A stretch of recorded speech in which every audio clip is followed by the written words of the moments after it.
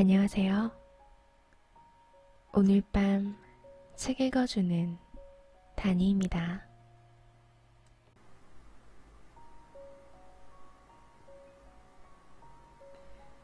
오늘 소개해드릴 책은 최서혜 작가의 탈출기입니다. 아마 작가와 작품 모두 생소할 분들이 많으실 거라고 생각합니다. 그동안 몇 가지의 이유로 한국 문학계에서 잘 다루어지지 않았기 때문입니다. 본명은 최학송이고요. 서혜는 그의 호입니다. 1901년 함경북도에서 태어난 그는 가난해서 학교도 제대로 다니지 못하고 간도를 떠돌며 나무장사, 두부장사, 부두 노동자, 음식점 배달 등의 일을 닥치는 대로 합니다. 살아남기 위해서였죠. 처절했던 생애 현장을 겪어내고 자신의 경험을 바탕으로 소설들을 발표해요. 당시 문단으로서는 커다란 충격이었다고 합니다. 오늘 소개해드릴 작품 탈출기 역시 여기에 포함되고요. 이후 그는 박돌의 죽음이라든지 기아와 사륙 같은 소위 문제작이라 일컬어지는 작품들을 발표하고 카프에 가입하기도 합니다. 카프는 조선 프롤레타리아 예술가 동맹으로 이름에서 느껴지듯이 사회주의 성향의 문학단체였어요. 이곳에 소속되었던 이유로 그간 많이 알려지지 않았던 것이죠. 아무튼 이런 성향 때문이었을까요? 그의 소설 속 주인공들은 소위 하층민으로 분류되던 사람들이었고 지독히도 가난한 삶을 살았습니다. 그러면서 이러한 환경에 대해 분노하고 있으며 저항하고자 했습니다. 상당히 아픈 이야기들입니다.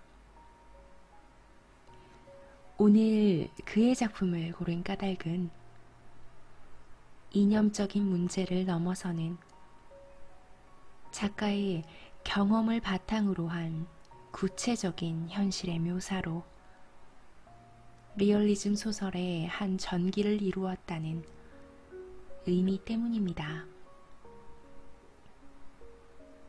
그럼 오늘 밤 책 읽어주는 다니 시작합니다.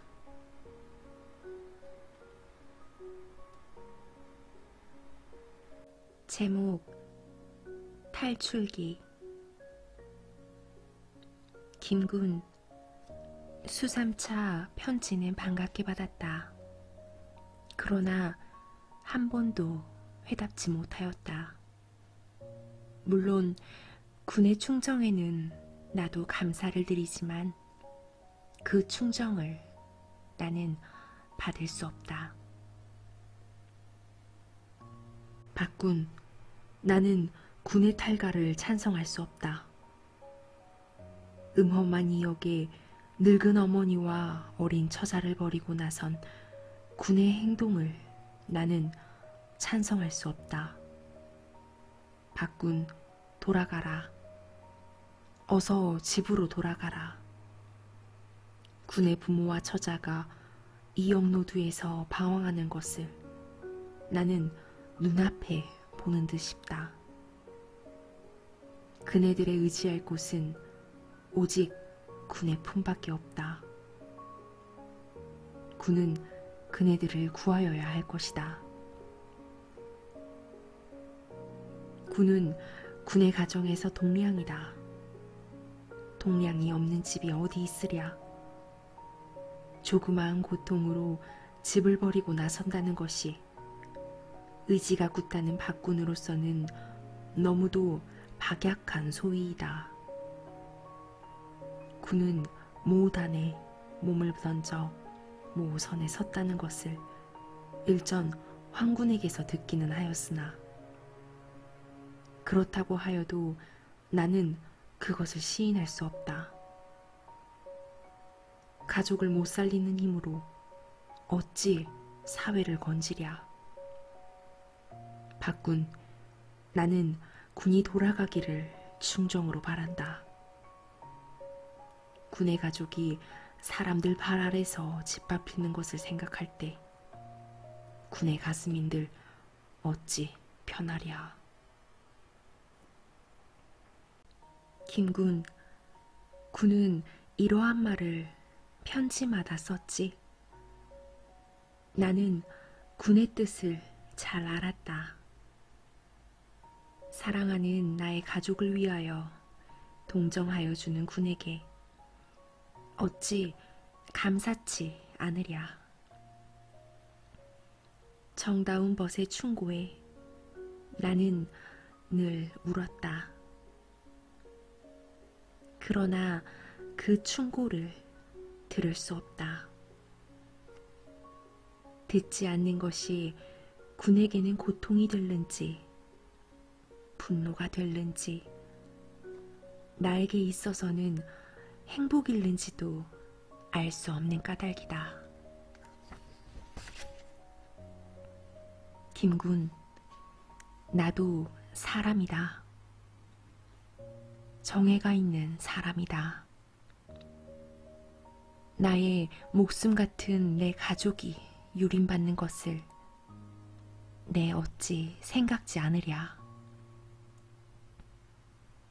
나의 고통을 제3자로서는 만분의 1이라도 느낄 수 없는 것이다.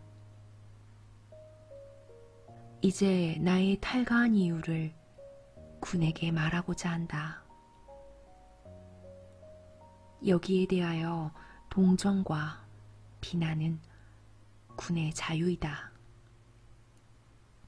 나는 다만 이러하다는 것을 군에게 알릴 뿐이다. 나는 이것을 군이 아니면 다른 사람에게라도 알리지 않고는 견딜 수 없는 충동을 받는 까닭이다. 그러나 나는 단언한다. 군도 사람이오니 나의 말하는 것을 부인치는 못하리라. 김군, 내가 고향을 떠난 것은 5년 전이다. 이것은 군도 아는 사실이다. 나는 그때의 어머니와 아내를 데리고 떠났다. 내가 고향을 떠나 간도로 간 것은 너무도 절박한 생활에 시들은 몸이 새 힘을 얻을까 하여 새 희망을 품고 새 세계를 동경하여 떠난 것도 군이 아는 사실이다. 간도는 천부금탕이다. 기름진 땅이 흔하여 어디를 가든지 농사를 지을 수 있고 농사를 지으면 쌀도 흔한 것이다. 삼림이 많으니 나무 걱정도 될 것이 없다. 농사를 지어서 배불리 먹고 뜻뜻이 지내자. 그리고 깨끗한 초가나 지어놓고 글도 읽고 무지한 농민들을 가르쳐서 이상촌을 건설하리라. 이렇게 하면 간도의 황무지를 개척할 수도 있다. 이것이 간도 갈 때의 내 머릿속에 그리었던 이상이었다. 이때의 나는 얼마나 기뻤으랴. 두만강을 건너고 오랑캐령을 넘어서 망망한 평야와 산천을 바라볼 때 청춘의 내 가슴은 이상의 불길에 탔다. 구수한 내 소리와 헌헌한 내 행동에 어머니와 아내도 기뻐하였다. 오랑캐령을 올라서니 서북으로 쏠려오는 봄 세찬 바람이 어떻게 뺨을 갈기는지. 에그, 춥구나. 여기는 아직도 겨울이구나. 하고 어머니는 수레 위에서 이불을 뒤집어 썼다. 뭘요? 이 바람을 많이 마셔야 성공이 올 것입니다. 나는 가장 씩씩하게 말하였다. 이처럼 나는 기쁘고 활기로웠다. 김군, 그러나 나의 이상은 물거품에 돌아갔다. 간도에 들어서서 한 달이 못 되어서부터 거칠은 물결은 우리 새 생명의 앞에 기탄 없이 몰려왔다. 나는 농사를 지으려고 밭을 구하였다. 빈 땅은 없었다. 돈을 주고 사기 전에는 한 평의 땅이 남아 손에 넣을 수 없었다. 그렇지 않으면 지나인의 밭을 도조나 타조로 얻어야 한다.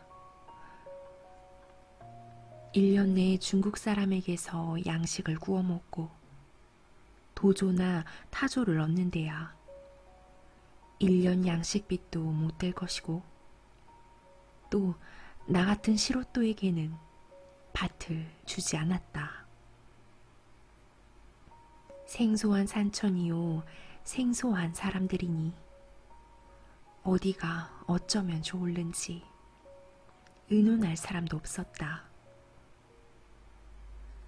H라는 촌거리에 새빵을 얻어가지고 얼음얼음 하는 새에 보름이 지나고 한 달이 넘었다.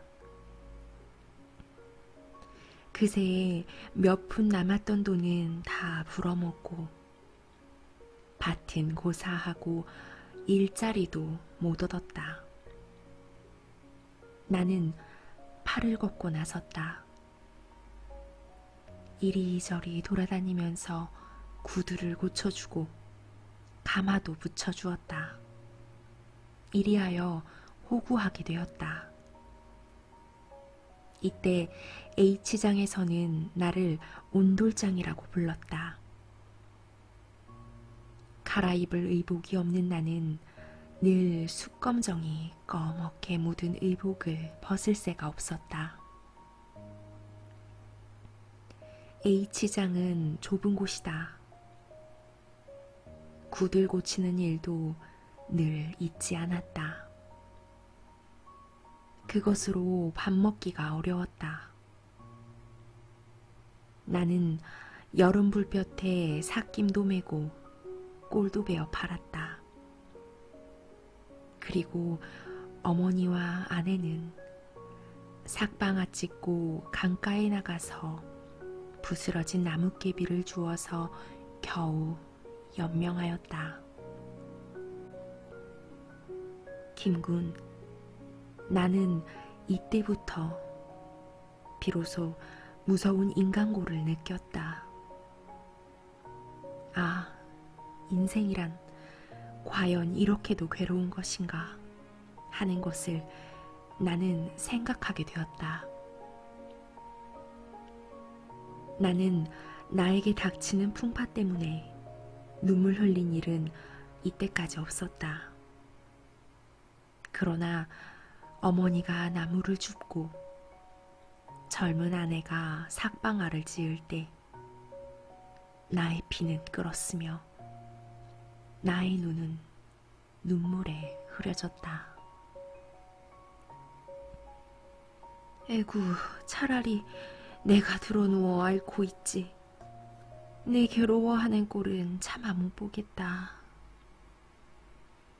이것은 언제 내가 병들어 신음할 때에 어머니가 울면서 하신 말씀이다. 이것을 무심히 들었던 나는 이때에야 이 말의 참뜻을 느꼈다. 아, 차라리 나의 고기가 찢어지고 뼈가 부서지는 것은 참을 수 있으나 내 눈앞에서 사랑하는 늙은 어머니와 아내가 배를 줄이고 남의 멸시를 받는 것은 참으로 견디기 어렵구나. 나는 이렇게 여러 번 가슴을 쳤다. 나는 밤이나 낮이나 비 오나 바람이 치나 헤아리지 않고 삭김, 삭심부름, 삭나무 무엇이든지 가리지 않았다. 오늘도 배고프겠구나. 아침도 변변히 못 먹고. 나는 너 배 줄이지 않는 것을 보았으면 죽어도 눈을 감겠다. 내가 상리를 하다가 늦게 돌아오면 어머니는 우실 듯이 말씀하셨다. 그러나 나는 흔연하게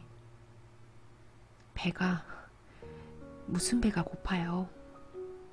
하고 대답하였다. 내 안에는 늘 별말이 없었다.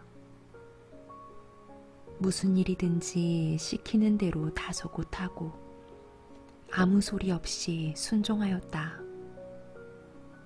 나는 그것이 더욱 불쌍하게 생각되었다. 나는 어머니보다도 아내 보기가 퍽 부끄러웠다.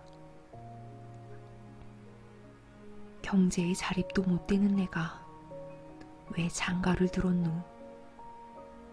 이것이 부모의 한 일이었지만 나는 이렇게도 탄식하였다. 그럴수록 아내에게 대하여 황공하였고 존경하였다. 어떻게 하면 살 수 있을까? 이러한 생각은 이때 내 머리를 몹시 때렸다. 이때 나에게 부지런한 자에게 복이 온다 하는 말이 거짓말로 생각되었다. 그 말을 지상의 격언으로 굳게 믿어온 나는 그 말에 도리어 일종의 의심을 품게 되었고 나중은 부인까지 하게 되었다. 부지런하다면 이때 우리처럼 부지런함이 어디 있으며 정직하다면 이때 우리 식구같이 정직함이 어디 있으랴. 그러나 빈곤은 날로 심하였다. 이틀, 사흘 굶은 적도 한두 번이 아니었다. 한 번은 이틀이나 굶고 일자리를 찾다가 집으로 들어가 보니 부엌 앞에서 아내가 무엇을 먹다가 깜짝 놀란다. 그리고 손에 쥐었던 것을 얼른 아궁이에 집어넣는다. 이때 불쾌한 감정이 내 가슴에 떠올랐다. 무얼 먹을까? 어디서 무엇을 얻었을까? 무엇이길래 어머니와 나 몰래 먹누? 아, 여편네랑 그런 것이구나. 아니, 그러나 설마. 그래도 무엇을 먹던데. 나는 이렇게 아내를 의심도 하고 원망도 하고 밉게도 생각하였다. 아내는 아무런 말 없이 어색하게 고개를 숙이고 앉아 씩씩 하다가 밖으로 나간다. 그 얼굴은 좀 붉었다. 아내가 나간 뒤에 나는 아내가 먹다 던진 것을 찾으려고 아궁이를 뒤지었다. 싸늘하게 식은 재를 막대기로 뒤져내니 벌건 것이 눈에 띄었다. 나는 그것을 집었다. 그것은 귤 껍질이다. 거기는 배먹은 이자국이 났다. 귤 껍질을 쥔 나의 손은 떨리고 이자국을 보는 순간 내 눈에는 눈물이 괴었다. 김군, 이때의 나의 감정을 어떻게 표현하면 적당할까? 오죽 먹고 싶었으면 길바닥에 내던진 귤 껍질을 주워 먹을까? 더욱 몸 비자는 그가. 아, 나는 사람이 아니다. 그러한 아내를 나는 의심하였구나. 이놈이 어찌하여 그러한 아내에게 불평을 품었는가? 나 같은 잔악한 놈이 어디 있으랴. 내가 양심이 부끄러워서 무슨 면목으로 아내를 볼까? 이렇게 생각하면서 나는 느껴가며 눈물을 흘렸다. 귤 껍질을 쥔 채로 이를 악물고 울었다. 야, 어째서 우느냐? 일어나거라. 우리도 살 때 있겠지. 늘 이러겠느냐? 하면서 누가 어깨를 친다. 나는 그것이 어머니인 것을 알았고, 아이고 어머니, 나는 불효회다 하면서 어머니의 팔을 안고 자꾸 울고 싶었다. 그러나 나는 아무 소리 없이 가슴을 부둥켜 안고 밖으로 나갔다. 내가 왜 우누? 울기만 하면 무엇하나? 살자. 어떻게든지 살아보자. 내 어머니와 내 아내도 살아야 하겠다. 이 목숨이 있는 때까지는 벌어보자. 나는 이를 갈고 주먹을 쥐었다. 그러나 눈물은 여전히 흘렀다. 아내는 말없이 울고서는 내 곁에 와서 손으로 치마끈을 만져거리며 눈물을 떨어뜨린다. 농삿집에서 자라난 아내는 지금도 어찌 수줍은지. 내가 울면 같이 울기는 하여도 어떻게 말로 위로할 줄은 모른다. 김군, 세월은 우리를 위하여 여름을 항상 주지는 않았다. 서풍이 불고 서리가 내리기 시작하였다. 찬 기운은 벗은 우리를 위협하였다. 가을부터 나는 대구어 장사를 하였다. 3원을 주고 대구 10마리를 사서 등에 지고 산골로 다니면서 콩과 바꾸었다. 그러나 대구 10마리는 등에 질 수 있었으나 대구 10마리를 주고받은 콩 10말은 질 수 없었다. 나는 하는 수 없이 30-40리나 되는 곳에서 2말씩 사흘 동안이나 저었다. 우리는 10마리 되는 공을 자본 삼아 두부 장사를 시작하였다. 아내와 나는 진종일 맷돌질을 하였다.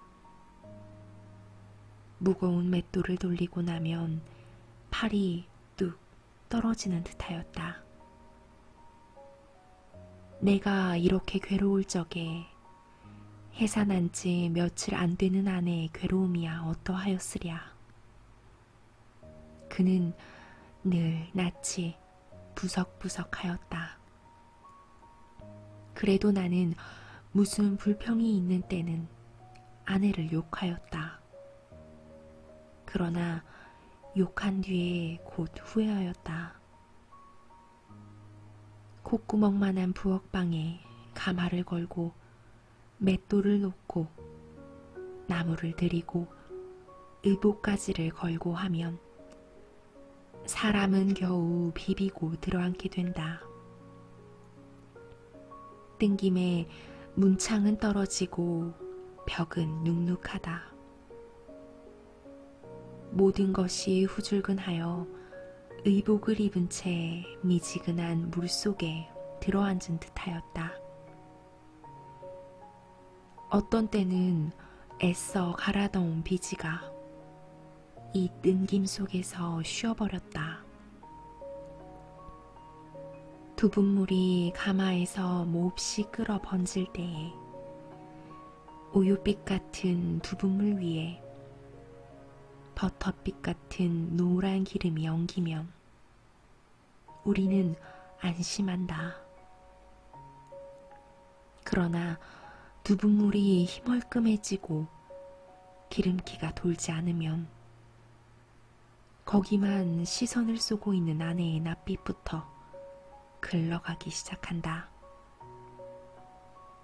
초를 저어와서 두부발이 서지 않게 매캐지근하게 풀려질 때에는 우리의 가슴은 덜컥한다.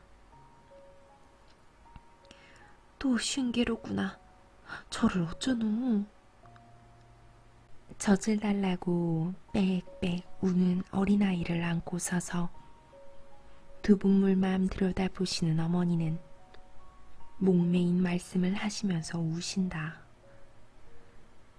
이렇게 되면 온 집안은 신산하여 말할 수 없는 울음, 비통, 처참, 소조한 분위기에 쌓인다. 너 고생한 게 애달구나. 팔이 부서지게 갈아서 그거 팔아서 장을 보려고 태산같이 팔았더니. 어머니는 그저 가슴을 뜯으면서 우신다. 아내도 울 듯 머리를 숙인다. 그 두부를 판대야 큰 돈은 못 된다. 기껏 남는 데야 20전이나 30전이다. 그것으로 우리는 호구를 한다. 20전이나 30전에 어머니는 운다. 아내도 기운이 준다. 나까지 가슴이 바짝바짝 조인다. 그날은 하는 수 없이 쉰 두분물로 때를 메우고 지낸다. 아이는 젖을 달라고 밤새껏 빽빽거린다. 우리의 살림에 어린애도 귀치는 않았다. 울면서 겨자 먹기로 괴로운 대로 또 두부를 하지 않으면 안 된다. 그러나 이번에는 떼일 나무가 없다. 나는 낫을 들고 떠난다. 내가 낫을 들고 떠나면 산후 여독으로 신음하는 아내도 낫을 들고 말없이 나를 따라 나선다. 어머니와 나는 굳이 만류하나 아내는 듣지 않는다. 내 손으로 하는 나무 위협만 마음 놓고는 못한다. 산 임자에게 들키면 여간한 경을 치지 않는다. 그러므로 우리는 황혼이면 산에 가서 나무를 하여 지고 밤이 깊어서 돌아온다. 아내는 이고 나는 지고 캄캄한 밤에 산빌탈로 내려오다가 발이 미끄러지거나 돌에 채이면 나는 곤두박질을 하여 나뭇집 속에 든다. 아내는 소리 없이 이었던 나무를 내려놓고 나뭇집에 눌려서 버둥거리는 나를 겨우 끄집어 일으킨다. 그러나 내가 나무찜을 지고 일어나면 아내는 혼자 나무찜을 이지 못한다. 또 내가 나무찜을 벗고 아내에게 이어주면 나는 추워주는 이 없이는 나무찜을 질 수가 없었다. 하는 수 없이 나는 어떤 높은 바위에 벗어놓고 아내에게 이어준다. 이리하여 산비탈을 내려오면 언제 왔는지 어머니는 애를 업고 우들우들 떨면서 산 아래서 기다리다가도 인제 오니? 나는 너 또 붙들리지나 않는가 하여 혼이 났다 하신다. 이때마다 내 가슴은 저렸다. 나는 이렇게 나무를 하다가 중국 경찰서까지 잡혀가서 여러 번 맞았다. 이때 이웃에서는 우리를 조소하고 경찰에서는 우리를 의심하였다. 신수가 멀쩡한 놈들이 그 꼴이야. 어디가 일자리도 구하지 않고 그 눈이 누울해서 두부장사하는 꼬락서니는 참 더러워서 못 보겠네. 불알 달고 태어나서 그렇게 살리? 이것은 이웃 남녀가 비웃는 소리였다. 그리고 어떤 산 임자가 나무 잃고 고발을 하면 경찰서에서는 불문곡직하고 우리 집부터 수색하고 질문하면서 나를 때린다. 그러나 나는 호소할 곳이 없다.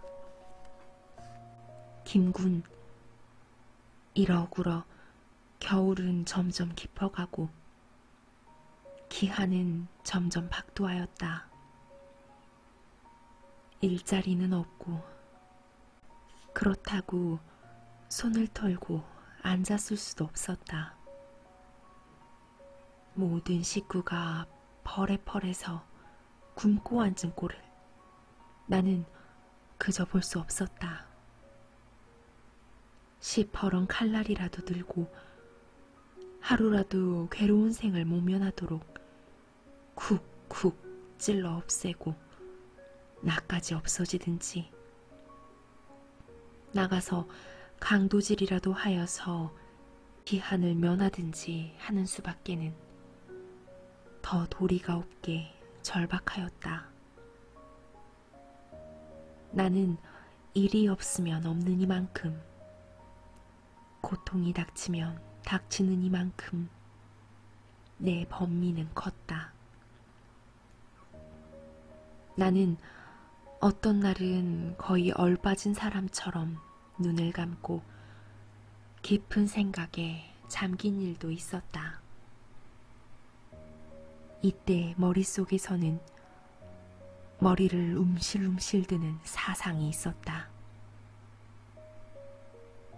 그 생각은 누구의 가르침에 의해 일어난 것도 아니려니와 일부러 일으키려고 애써서 일어난 것도 아니다. 봄 불삭같이 내 머릿속에서 점점 머리를 들었다. 나는 여태까지 세상에 대하여 충실하였다. 어디까지든지 충실하려고 하였다. 내 어머니, 내 아내까지도 뼈가 부서지고 고기가 찢기더라도 충실한 노력으로서 살려고 하였다. 그러나 세상은 우리를 속였다.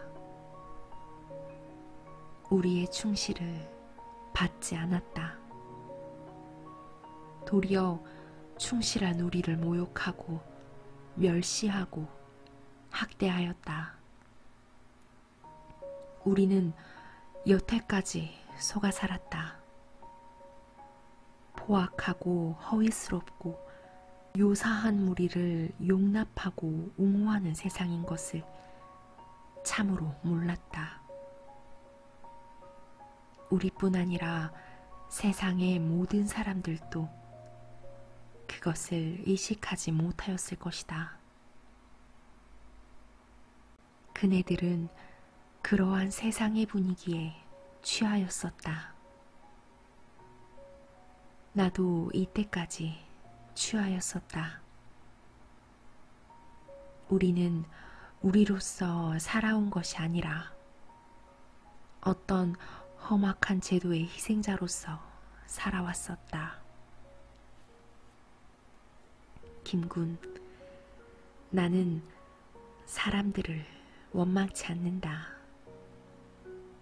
그러나 마주에 취하여 자기의 피를 바치면서도 깨지 못하는 사람을 그저 볼 수 없다.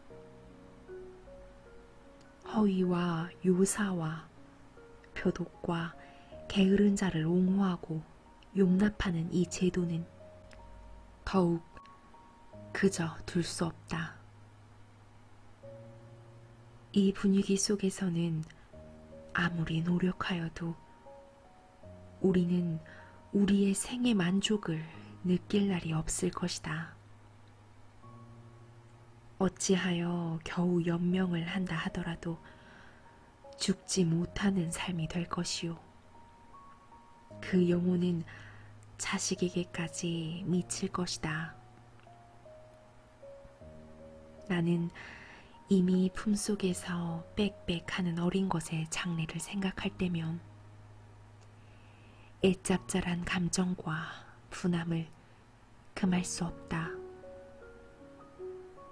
내가 늘 이 상태면 그에게는 상당한 교양은 고사하고 다리 밑이나 남의 집 문간에 버리게 될 터이니 삶을 받을 만한 생명을 죄 없이 찌그러지게 하는 것이 어찌 애달지 않으며 분치 않으랴. 그렇다면 그것을 나의 죄라 할까? 김군, 나는 더 참을 수 없었다. 나는 나부터 살려고 한다.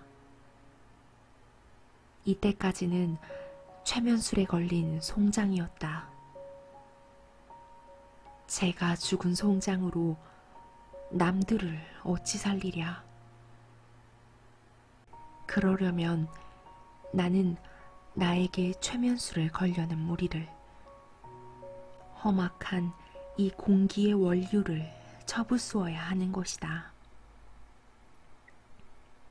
나는 이것을 인간의 생애 충동이며 확충이라고 본다. 나는 여기서 무상의 법렬을 느끼려 한다. 아니, 벌써부터 느껴진다. 이 사상이 나로 하여금 집을 탈출케 하였으며 모단에 가입케 하였으며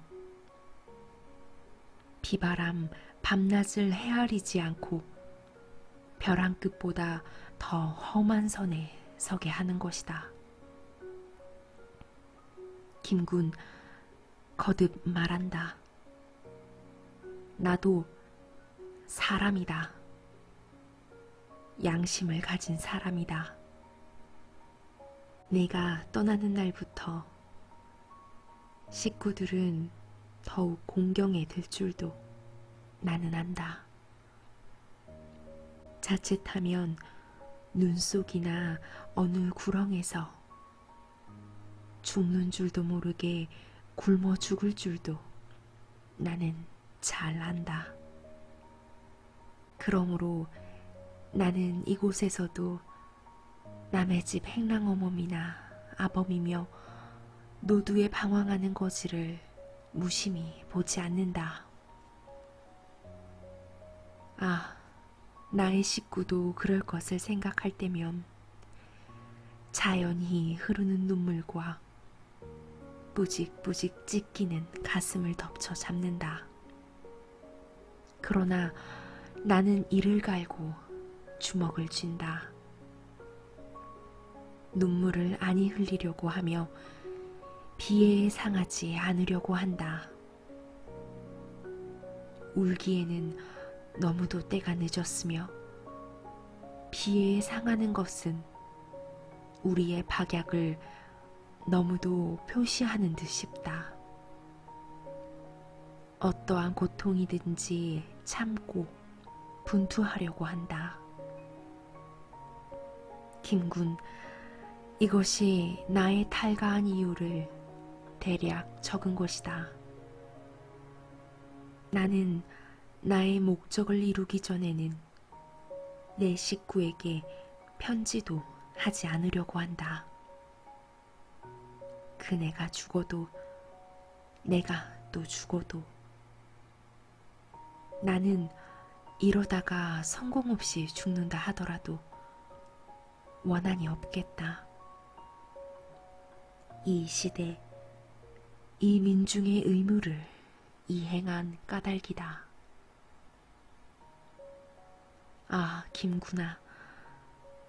말을 다 하였으나 정은 그저 가슴에 넘치누나.